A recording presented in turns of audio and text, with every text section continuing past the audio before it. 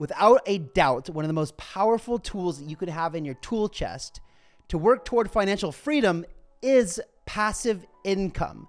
Now, in crypto, there are several ways that we can do it, but on this episode today, we're going to talk about earning passive income through running nodes. Now, to be honest, I don't know a lot about this. So today we're going to bring an industry expert on, Kris McCauley. Guys, if you're excited to bring Kris on and learn about passive income through running nodes, make sure you smash the like, go follow Kris after you watch this video. Make sure you subscribe here if you're not already, and let's get into it. All right, Kris, welcome to the show, man. It's good to have you here. I've really been enjoying watching your videos. And in fact, as someone who's been in the space for such a long time, I have kind of neglected, the whole passive income thing, and I think it's really important that people learn exactly that these opportunities exist. If you wouldn't mind just telling people kind of a little bit about yourself quickly and what you tend to focus on in the crypto industry. Yeah, my name is Kris McCauley. Thanks a lot for having me on. And I would say, I'm looking for ways I can make passive income with crypto. I think it's really unique and there's so many different opportunities. It's kind of overwhelming at times. I have a whole team that helps me research. I'm currently researching and just looking for analyzing a bunch of different opportunities out here. So is this something that you came in with just like fiat or stable coin and then just went directly into the node space or is it something that you have made investments into things that did really well, and then you put them into, and are your investments in the nodes that you operate in stablecoin, or is it in a native token?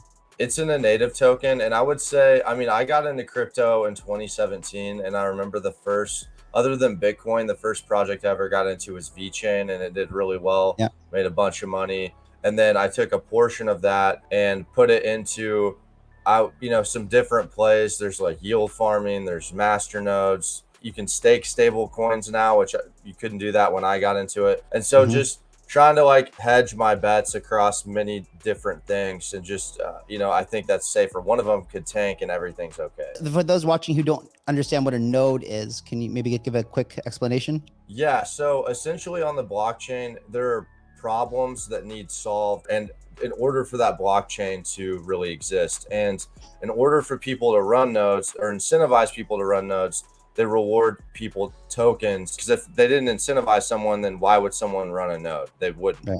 Do you have to have a pretty good amount of technical competence to set up a node, or do you think anyone can do it? I think anyone can do it. I'm not, I'm not any genius. So if I can do it, I'm sure a lot of other people can. I know that a lot of node operators will run them on their own hardware, but I think that you can also run them on something like AWS or something, right? What do you do? You can use AWS. Some I have are licenses. So it's okay, you have a license and then you just set it up. My way I took it was that you had to have an ungodly amount of money in order to just run one node.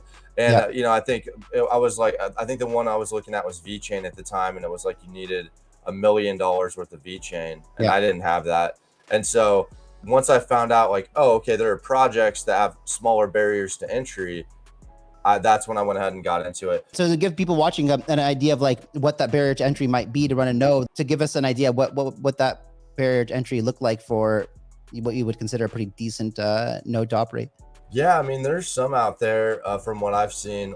Flux right now, I think, is a great node.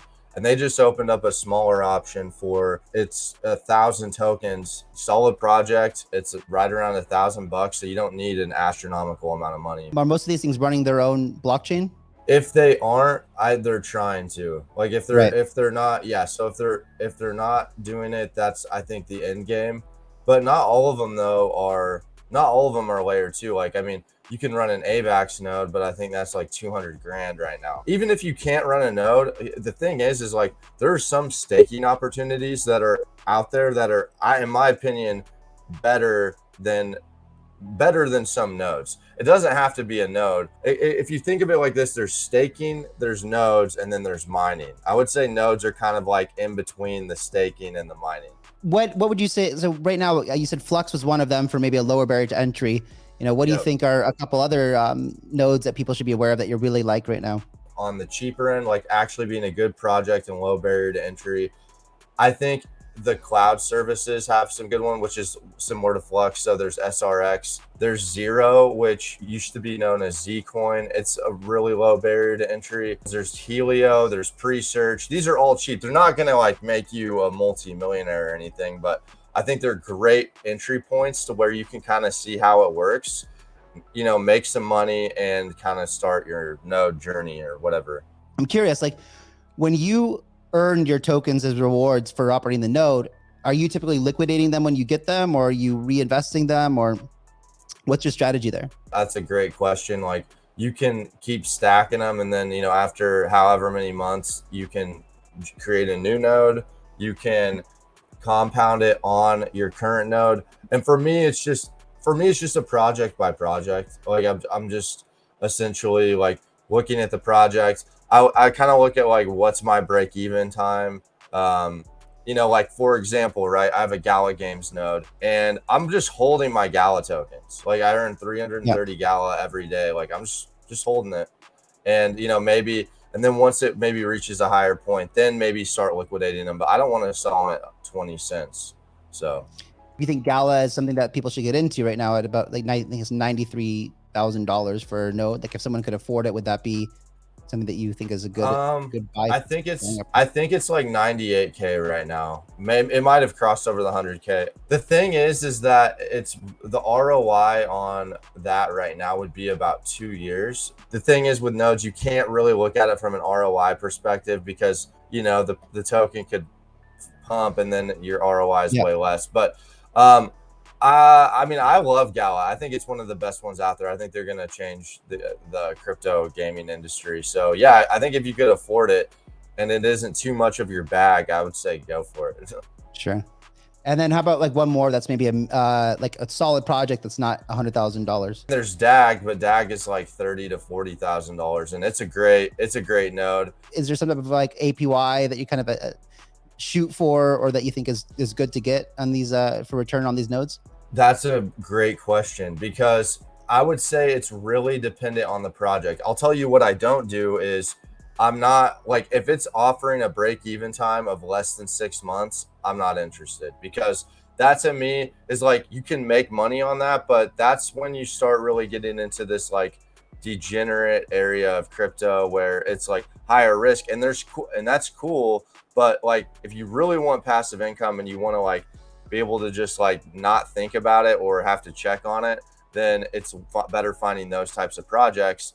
And in terms of the APY, I mean, if you look at something like Flux, that's like a 10% ROI, and there's projects that are similar to it have a lower ROI. That's cool because you get to keep your tokens. And so that means if that project 3 or 4X's, that 7% a year now is 28% plus the value on your tokens increases. So that's kind of how I'm looking at it, if that makes sense. Yeah, this is cool. I actually never even heard of Flux before. I'm gonna go check it out. I just looked at the website right now. It's a good example of what a lot of nodes are. There's dozens of good nodes, but that's just a really great example. And it's got a good barrier to entry too.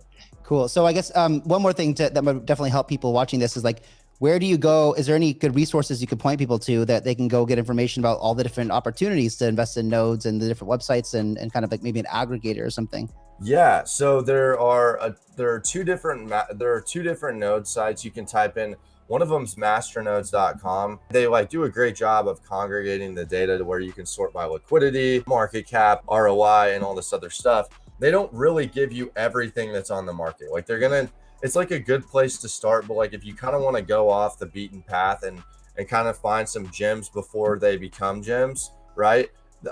Then your best bet is probably going to be like Twitter and Reddit and just networking and Discords and like these types of conversations. That's how I think you're going to kind of get an edge on it. But those are great sites to start though.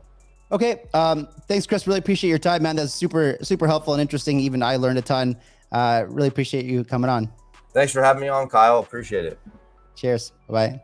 All right, guys. I hope that you got a lot of education and alpha out of that. I know I sure did. I am actually going to go out and go find some nodes myself. I would love to earn some passive income. Again, like I said in the beginning, it's an incredible tool to have in your tool chest. Everybody talks about it. Robert Kiyosaki, Rich Dad Poor Dad, every great investor says the key to financial freedom is passive income.